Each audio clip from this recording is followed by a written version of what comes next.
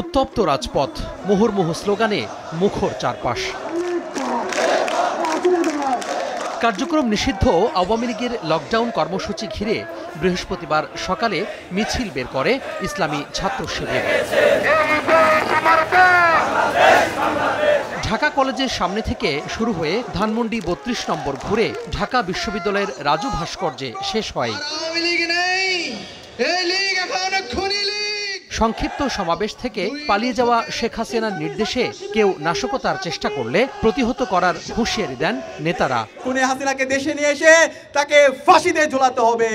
একই সাথে আওয়ামী লীগের যত দোষর আছে তাদেরকে যেখানে পাওয়া যাবে তাদেরকে প্রতিরোধ করতে হবে। রাষ্ট্র সংস্কারের পথে যারা বাধা হবে তাদের বিরুদ্ধে আমাদের প্রতিরোধ চলবে। নিকট অতীত থেকে শিক্ষা গ্রহণ করার চেষ্টা করুন, অন্যথায় ইতিহাসের আস্থা করে আবার নিক্ষিপ্ত হবে।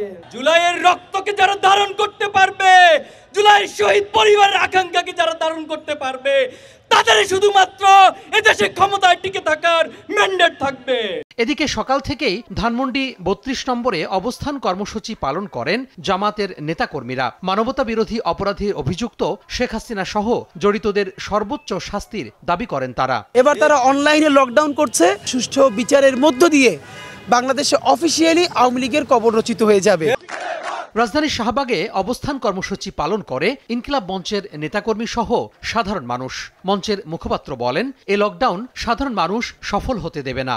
সর্বোচ্চ শাস্তি মৃত্যুদণ্ডের মাধ্যমে এই সুবিচারটাকে নিশ্চিত করা হয়ে যায়। ফ্যাসিস্ট কায়দায় আবারও সে আগের চরিত্রকে উন্মোচন করছে।